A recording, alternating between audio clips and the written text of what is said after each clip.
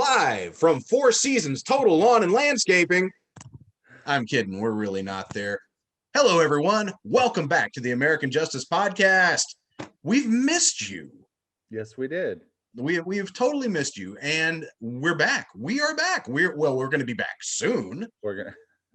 I mean, we're technically here. We're back. We're technically here with season 2. Yes. Oh man, we've got a doozy for you this time. Not that we didn't have a doozy for you last time, but we have a doozy for you this time as well. We're going to be enlightening everybody to the 2006. Am I correct? 2006 village of Caledonia, Wisconsin murder trial of Vincent Cozy. Yes.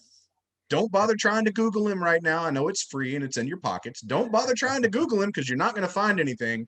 Nope. Because 2006 was indeed the Stone Age.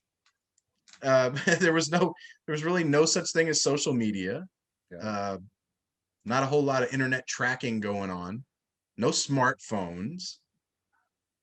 You know, I just realized when you were saying the date, this happened in January of 2006. This was like only 3 months after Dennis and Norma Woodruff were killed.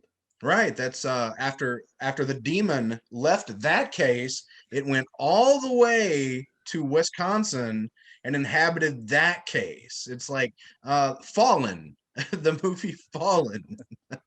So what you're saying is that Charla went all the way from Arkansas. Charla went all the way to Wisconsin. And she said, "Hi, y'all. Can I have some cheese? Anybody here want to die?" And the answer was obviously yes, because we wouldn't be here if the answer was no. Right. So this was 3 months after Dennis and Norma. So the next case will take place in April of 2006. Right. We have to look for one specifically. We have to try and find someone that was wrongfully imprisoned shortly. I'm sure it's not going to be hard to do. Right. Oh yeah, I'm sure. But you know, we've got Texas. We've got a case in the Midwest.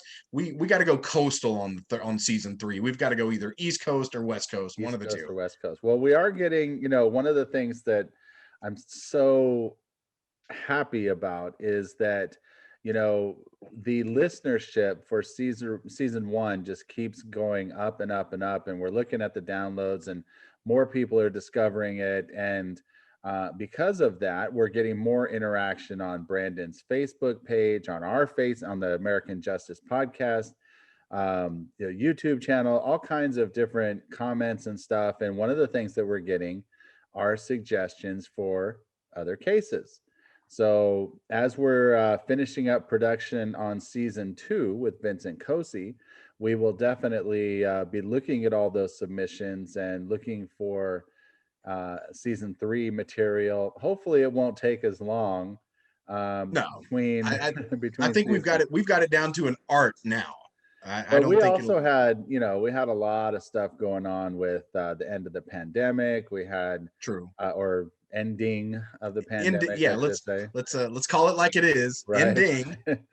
And we also had a lot of stuff going on with Brandon's case that right. working on the docu-series and all that kind of stuff. So the Innocence Project of Texas is now involved, and other civil organizations are looking at it, and which hopefully we'll be able to announce soon.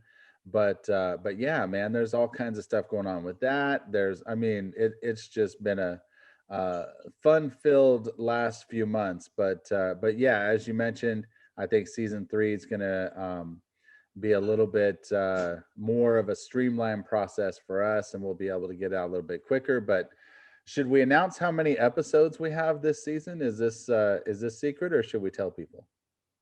We can tell them. It'll give them something to look forward to. They don't have the whopping how many episodes was season 1? I think we had 28 episodes. 28 with a Q&A episode in between. Right. So no, this isn't a monster like season 1. This is a lot smaller case. Yes. And we're able, mostly because it only took 8 months from murder to trial, or 10 months, or something like that. let's see, January January to to October, November. November. So Yeah, 10 months. yeah, 10 months. And the trial, including jury selection, the trial is only 4 days long. Yeah. Yeah, they did not waste any time putting this man away for the rest of his life. Not at all. In the state of Wisconsin, they have their process streamlined there. They Yeah. they you know what they need some good old fashioned Jeffrey Collins investigation going on over there. Yeah. Make it last for good few years. Yeah. We need a 3.5 year investigation. But no, we're gonna have 10 episodes, so that'll be fun. That we'll be able to cover this whole case in 10 episodes. But there's still obviously, if we're covering a case, we believe that the person is innocent, and Very much so. and there's just there's so many different things that point towards his innocence, and see Derick and I just kind of shake our heads every time we see something that we're just like, how did they not know that? Yeah, it's insane. It makes you shake your head. Absolutely. It's what we do here on the American Justice Podcast is we read things and shake our heads. That's the new show motto right there. Read things and shake your head. Yeah. The American Justice Podcast.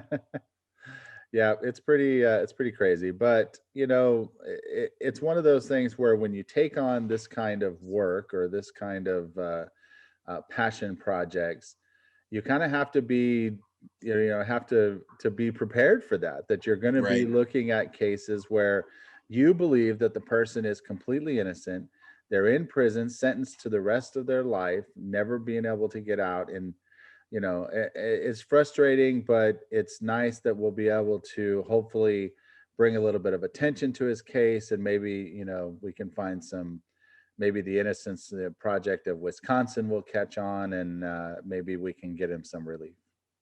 That would be amazing, because I, like you, have read all the documents in this case. I've read all the testimonies from all the different witnesses, and I don't see how it's possible. I don't.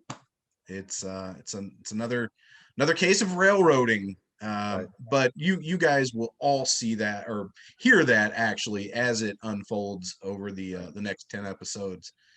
So, And not only is it does not see how it's possible that it went down like the police said it did, but we've discovered evidence that shows that it's not possible, that there's stuff that is exculpatory that the jury just didn't really seem to care about.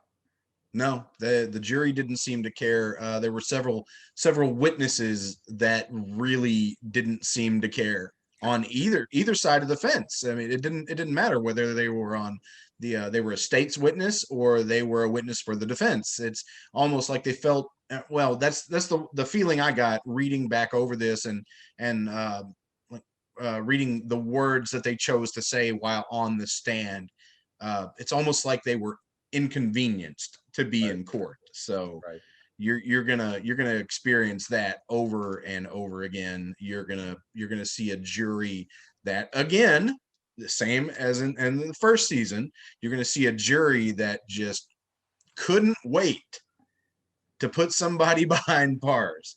They were so excited to be on a jury panel, and they were not a jury of his peers, not by a long shot. Right. And we'll definitely talk about all of that stuff. And the it is important that we understand why this railroading happened. And we'll just give you a little sneak peek. But Mr. Cozy is a Black African American. Yes. And it definitely um, caused a lot of the things that happened to him, is that racial bias that it's just unavoidable. And in this case, we believe that it's so in your face and so upfront and unapologetic that that we can't not call it out. Right. The village of Caledonia, Wisconsin, which is a suburb of Milwaukee, in the year 2006, the African American community only made up 2% of the population. The other 98% was white as hell. I thought you were going to say the other 98 people were white. It's a really small place. It really is. But the Black community only made up. I'm not sure now the statistics to this day, but in 2006, I do know for a fact that the Black community only made up 2% of the population in the village of Caledonia. Yeah. Well, I think that you guys really, really need to tune into this season. It's going to make you shake your head. It's going to make you cry. It's going to make you all kinds of emotions that you may not have even remembered that you could feel. So, Well, not that there's anything perfect about this case at all, but I would almost say that the subject matter of this case and the bias in this case, it's perfect timing with the things that have been going on in this country over the last year or so. right. So maybe now is a very good time to raise awareness about this case. Right. And that's definitely something that we want to bring out and we want to highlight and talk about. So, and I've always felt like that the way to understanding and the way to get past things is to talk about them and is to bring them up in, meaningful, fruitful conversations where we can just kind of think about or figure out what happened and how we can fix it. All right. And all we can do is talk about what happened. I don't know that we can fix it, but we can talk about what happened. Well, I mean, we can always stay aware, stay strong, and get involved. That's genius. All right, guys. Well, please tune in. We will definitely send out a newsletter and put it out on the Facebook page and the YouTube page and all that when we have a date when it's going to be released. But right now we are in the final stages of production, so it will not be long. Yeah, it won't be long at all. So we'll see you guys on the very first Q&A episode.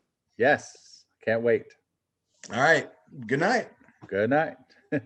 I was going to say stay aware, stay strong, and get involved, but we've already done that. We've already done it. Bye, guys.